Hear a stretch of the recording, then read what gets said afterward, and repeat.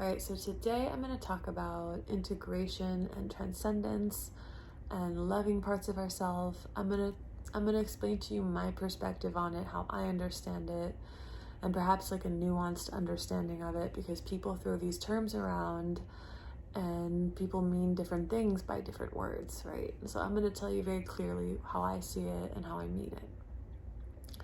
So our shadow is parts of ourselves that we have disowned. So, for example, it's very common that people disown their sexuality, their sensuality, right, for different reasons. Whether you grew up in a religious background or not, for many humans, having a body, nudity, having sexual desire is shameful. That's like a construct in the mind, whether you heard it in this life or not. It's in our mind.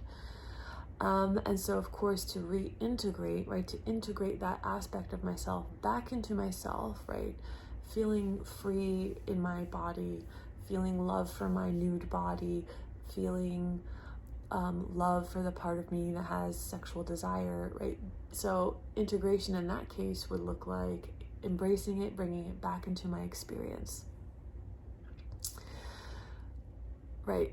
Another example of that would be I made a video called, have you put discernment in your shadow? If you stopped using your discernment, if you stopped using your ability to be aware of situations, of energy, of the way people are behaving, because perhaps when you were a child, telling the truth about a situation got you in trouble, so you put it in the shadow. So you want to integrate that back into yourself, stop lying to yourself, stop gaslighting yourself, right? That's a symptom. Gaslighting myself is a symptom of having put my discernment in my shadow and not acknowledging what I truly know about a situation, right?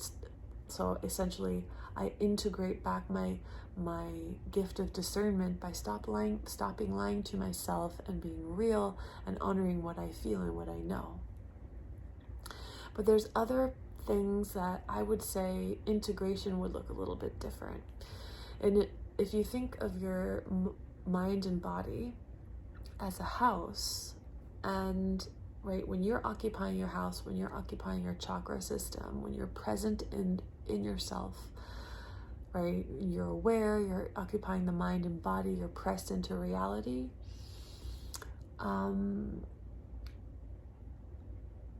it's you that's operating, it's consciousness. But when you are not in your chakra system, when you are not willing to feel, when you're not willing to go into the broken heart and below the diaphragm and feel the feelings that are there, there's no consciousness there.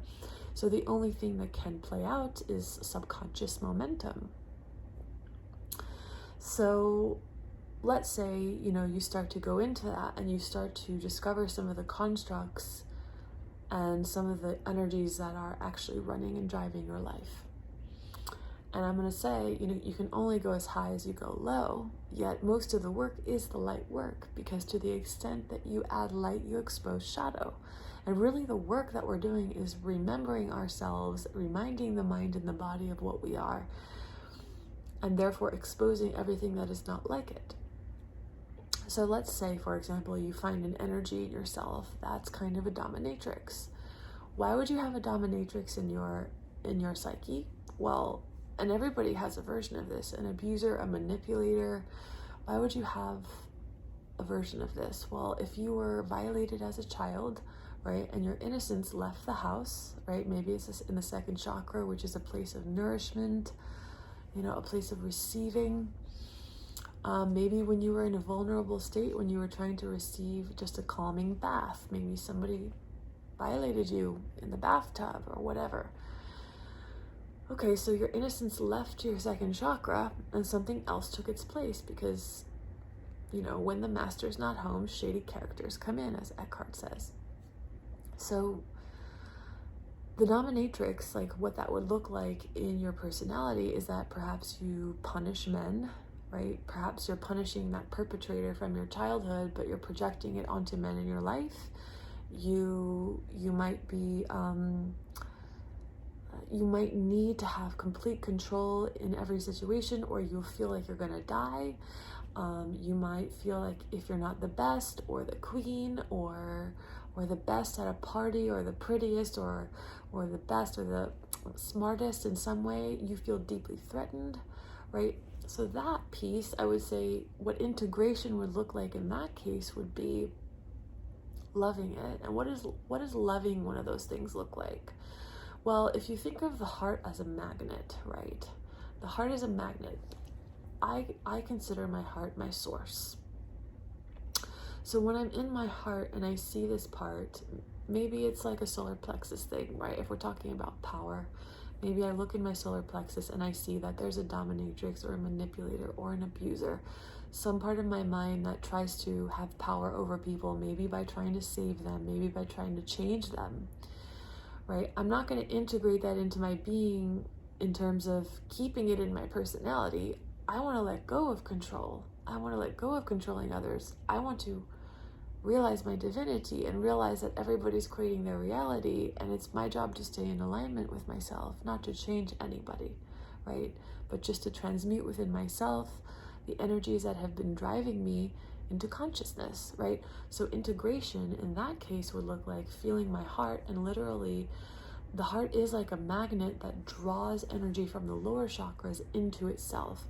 So if I observe that, and if I see, okay, I see what I'm doing, my mind's trying to control the situation again. So you feel love, right? You feel love, but you also, the love is the feminine part, the feminine aspect, the feminine energy. And I also have my male energy to say, and I'm also going to make a firm decision, right, not to let that act through me. So you'll notice again that I deliver a lot of my messages with intensity, with a lot of energy. It's not judgment. Everything that I talk about, I found in my own mind, and I loved, and I integrated, and therefore transcended. It's not a judgment. It's just that sometimes when you act it out, if something is so familiar to you, right? If naivete or being controlling or manipulative is so controlling to you, sometimes the only way for you to see it is for it to be exaggerated, which is sometimes why I act things out, why I'll make faces, or this is naivety, like floating above reality, because if you can see it almost like a cartoon, like you'll start to notice when you're in it, because otherwise it's just so familiar to you that you don't notice it, right? So I'm trying to shed light on how energies behave, what they look like, so that they can stop driving your vehicle, so that they can stop acting through you, so that they can stop executing your actions, right? Do you want that controlling dominatrix to execute your actions? No. Does that mean you never take control of a situation? No, neither does it mean that. Sometimes your healthy male will take control of the situation. Sometimes you'll step into yourself and you'll make healthy decisions, and you'll, do appropriate actions, but it won't feel the same. It won't feel like a survival, stressful energy. It will feel like an empowered, firm energy that's in service of your well-being, right? In service of what is healthiest, what is best for all. Right? So it's a bit of a nuance, right? People use these ideas about integration and integrating the shadow. A lot of parts of ourselves that are healthy, like discernment, sexuality, comfort with nudity, playfulness, where naivety is not necessarily healthy, but being childlike is healthy, right? Beginner's mind and discernment coexist. Having no I don't know mind or beginner's mind doesn't cancel discrimination or intuition, because, right, there's the only thing that doesn't know the truth is the ego. So when people say, well, everybody has a perspective, egos have perspectives, but if you're in touch with reality, if you're in touch with energy, if you're in touch with awareness, right, there is like a sense of truth that you can feel about a situation, about a person, about how a person is showing up right now, and so on and so on. And that becomes relevant when you have to make decisions, right? When you have to decide who you're gonna trust with your kids, who you're gonna trust with your money, right? It's easy to say just stay in beginner's mind, because if you're alone, meditating, going for a walk, nothing in the relative world is actually challenging you to take actions or calling from you an action. So if you're being called to take action, it's important not to put your discernment and your discrimination in the shadow. And a lot of people place a lot of emphasis on it's all love, it's all love, it's all love. Yeah, I think people place different amounts of emphasis on different aspects of divinity in their lifetime. Like I've explained, for me, like love and compassion is very natural to me. What wasn't natural to me was using my discernment. And I was actually laughing with a friend of mine today, because we're both psychic, and we were looking at some of my past lives. And I've died in like really silly ways, like what's that like world record of the Darwin Awards? Like I'm talking like eaten by wolves type of thing. Oh, the wolfies are nice and they're gonna love me. No, that's naivety. And so in humor, I have a sense of humor about it, but that's why I talk about naivety, right? About being connected to reality by being grounded in the earth, by being grounded in energy and intuition, and not just in a floaty fairyland of what sounds like a great idea right now. But so in my life, there's been more of an emphasis on the teaching of discernment, whereas other people are placing a lot of emphasis on love and compassion. And so even though when I deliver messages, like it's so much about discernment and awareness, like love is very much a natural part of my experience. So I don't place as much emphasis on it, because in a way I didn't have to learn it. So I don't have as much to say about it. Other than, when you see things about yourself, right? If you have too much discrimination and too much discernment when you're discerning what's inside of you, right? The manipulative, abusive parts of you, the parts of you that are dishonest, the parts of you that try to change people, manipulate reality. If you're too discerning, and it becomes harsh. If you're too compassionate, there's a lack of firmness, like there's like a lack of change. And sometimes just seeing something clearly and loving it, sometimes that is enough to collapse the pattern. But in stickier situations, like maybe you were severely harmed as a child, maybe you suffered pretty severe impacts or constant amounts of stress. So your mind has is really attached to certain survival strategies that in reality might be quite abusive to yourself and others. And so in that case, there must be a little bit more firmness and a little bit more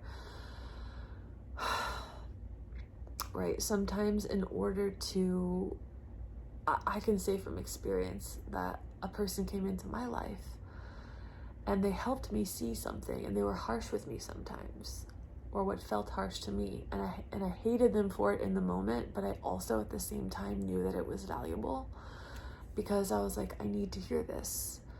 I need to hear this, right? Sometimes an abusive pattern is so familiar that you'll continuously place yourself in harm's way. So like, if you've placed a lot of emphasis on love and compassion in your life, yet you keep getting hurt, you keep getting harmed physically, financially, emotionally, in any way, then there's an aspect of yourself that you could bring into play that would help you out, which is what I speak to, right? Which is discrimination, discernment, healthy male energy, communication and cooperation between the healthy male and the healthy female. So long story short, right? Sometimes integration is saying, okay, I accept my sexuality, my sensuality, I love myself, like I love my innocence, my childlike ways, being playful, being joyful. A lot of times we disown joy because maybe you were smacked around every time you laughed. Maybe you were punished for being silly. And so to love and embrace that and to integrate it, weave it back into your conscious personality, right? That's one type of integration. Another type of integration is seeing a pattern that you no longer want to drive you, which this has to do with mastering the astral body. Do you want to be driven? Do you want your addictions to own you? You know, it's not, I don't want you to feel ashamed of having addictions. I've walked through addictive behaviors, and really what's really necessary in order to overcome an addiction is love, is understanding, love, and compassion for self, for making it okay that you chose that way to cope with life, right? And it's so hard sometimes for us to accept and love that about ourselves, but it's absolutely necessary. But it's also like an intelligence of saying, okay, and what do I need to do? Like, what steps do I need to take internally in order to be able to go beyond this? I need to learn how to feel my feelings. I need to stop escaping, because what we're escaping with drugs or food or sex or whatever is sensation, is feeling. I need to be firm with myself. I need to make more intentions, more decisions. I need to decide to feel my life, feel my emotions, feel my heart, let myself feel grief, right? I need to learn how to die to those things at your own pace, right? In your own way, you know, be your own healer, right? Everybody has a different pace at which they move through life. But a firmness is often needed, because collapsing into addictive behavior is so immediate and familiar that it's not that firmness doesn't equal shaming or meanness. Firmness equals healthy male energy, like intention, decision. The power of making decisions is so mighty, right? A lot of people that have trouble with addictions, they get lost in unconscious female energy that tends to get lost in sensation, lost in overwhelm, lost in panic. But if you have the healthy male that says, no, we can slow down, breathe, feel your emotions, learn how to do it. It is possible. It is possible, right? Have love and compassion for yourself, yet be intentional and have like direction. Like, have a direction. Like, I see that I have a vision for myself that I'm free from this, and so I'll do whatever it takes in order for me to be free. And often that means a lot of feeling things, right? So, you know, again, integrating,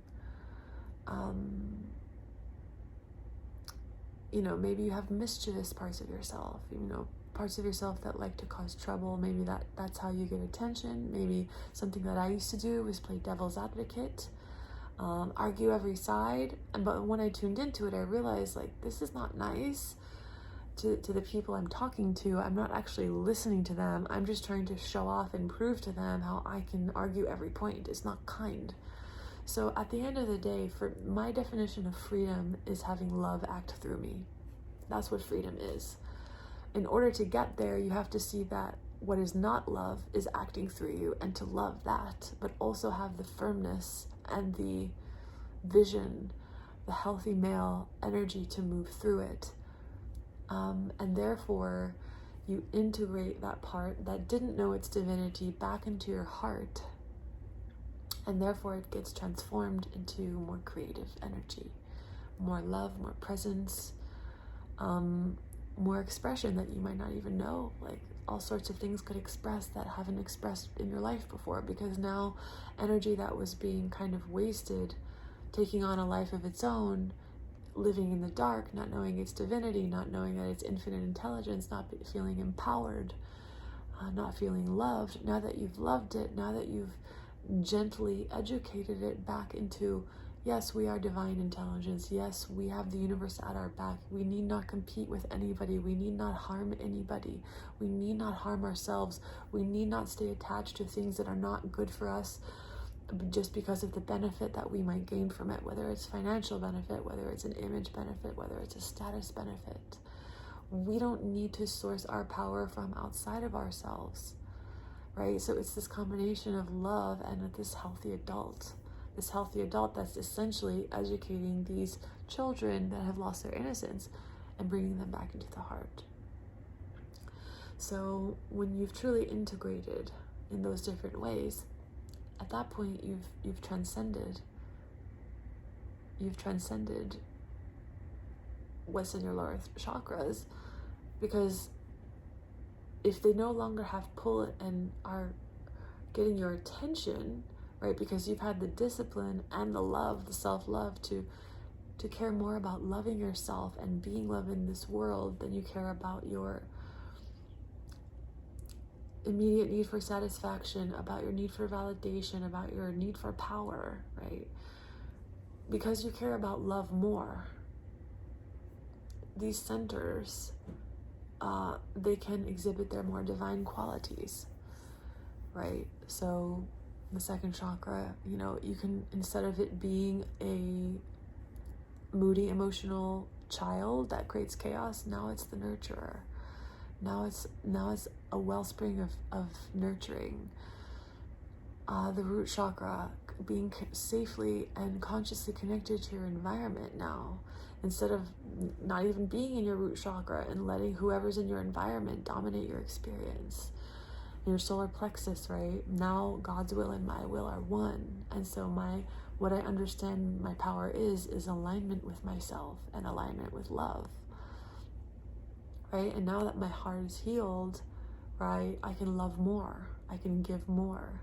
I can be a vessel of love, light, and healing in this world. Right? So now more of the energies are in the upper chakras because we have appropriately dealt with, seen, loved all the energies that are using your life force, right, in the understanding of survival and separation. Now you've educated them into wholeness, and so now they are transcended. So I hope I've explained integration, love, and transcendence in an easy, simple way. Because like I said, people use words, and I think there's like some nuanced differences depending on this particular thing we're talking about, and I like to clarify things. That's something that I enjoy doing, and so I hope that you found some value in it, and I hope you have a good day.